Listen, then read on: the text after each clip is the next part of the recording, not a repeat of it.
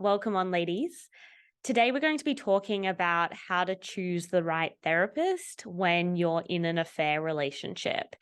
And just firstly, if you're new to this channel, my name is Kate London, and I have a support community for women that are in affair relationships, often wanting to end the affair relationship or wanting to get out of the secrecy that of living a double life and how to heal, essentially. I personally was the other woman, the mistress, in an affair for 7 years.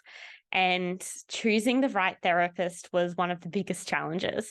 I went from seeing a therapist, and then every time I would have the therapy session, I would go back and sleep with my affair partner, and I would be so angry and frustrated and just feel completely powerless. I would feel so much shame for why don't I have the strength to get out of this or heal or change or move on? Here I am investing money into a therapist and going back into the affair. Or not necessarily going back into the affair, because sometimes we need a lot of processing time. So it's not necessarily about leaving the affair, but it's more so about feeling a progress going forward. And so when you're feeling completely emotionally depleted, stuck, like you're still repeating the same patterns, still feeling the same emotions, then it's just, you can feel sometimes like there is no hope. Is there light at the end of the tunnel? And one of the challenges that I found when seeking support is, and also with the clients that I speak to when they are reaching out to me, is this feeling of judgment from the therapist and feeling like you can't fully open up and trust yourself. And this video today is around how can you find the right therapist to help you, so you're not feeling that. We can't truly heal and go through the process of healing if the person that's supporting us on the other end is judging us. And vocally they might not be judging us, but you probably may feel, not all situations are like this, but women express this feeling where they feel blocked to be able to fully share vulnerably what they're going through, because they feel this resistance energy in their therapist that they're talking to, around a discomfort that the therapist feels when you're talking and expressing about the affair. And what I will say firstly is, we are all human. We all have different wounds. We all have things that land well and don't land well with us. A therapist is not perfect. They have their own challenges.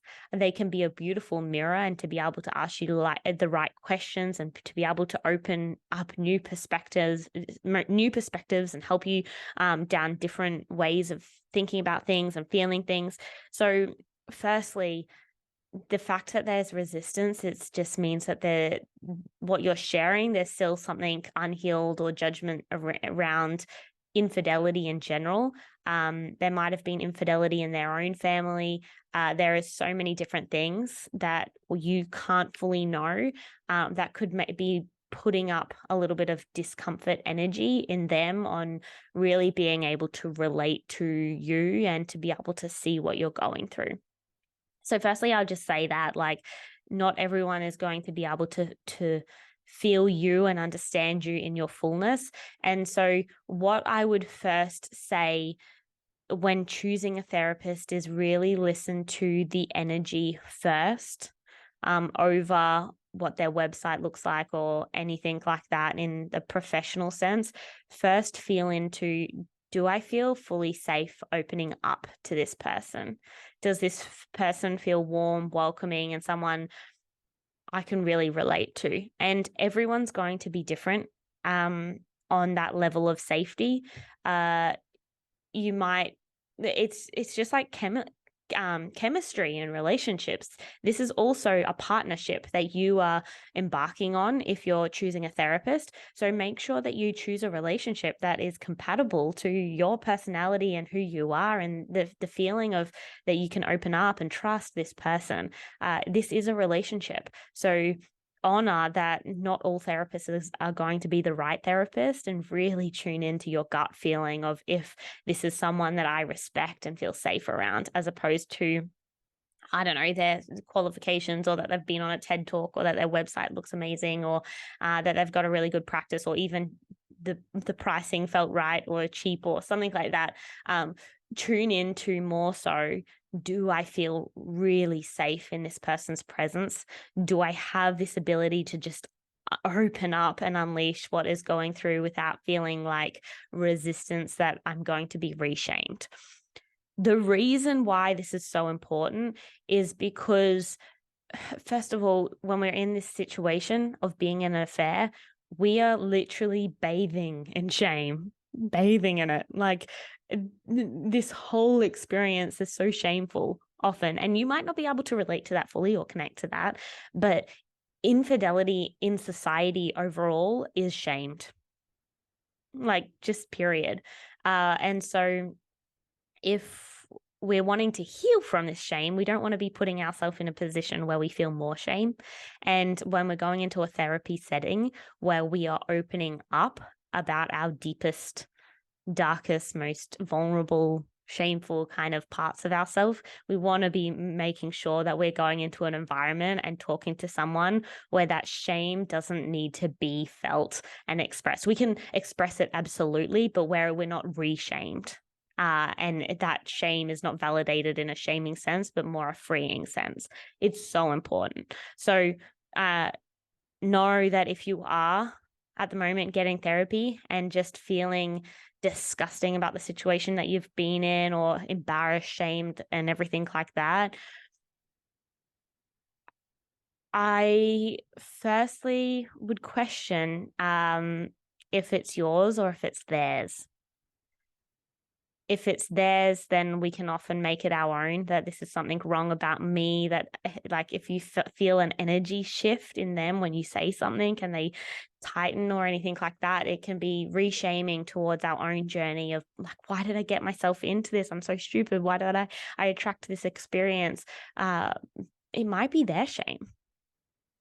And we, for sure, in this affair experience, will be carrying so much shame. Like, I'm not saying that we are shame-free, but we also might be carrying their shame as well. So we want to make sure that when we're choosing a therapist, that we can lower that shame, so we're not carrying two people's shame, our own shame and their shame. We want to make sure that we're choosing a person where we can be fully free and leave the session where we feel like our own shame has been lifted. So that is what I leave you with today in opening up to a therapist. Know that you choosing the right therapist, if you're not actually feeling success in the therapy that you're getting right now, it's okay. I have seen so many people and had not so amazing experiences with many, and that is a process. Unfortunately or fortunately, there's gifts in it. It takes investments, and sometimes investments that don't fully pay off. But if it gets you to the person that can truly move the needle for you, then that's what is most important. Keep going until you find the right person that can help move the needle for you. Don't give up on yourself. It is possible. Keep finding that person that can be your light when you're feeling darkness. So I hope that helps. Good luck on your journey. You can absolutely heal through this pain.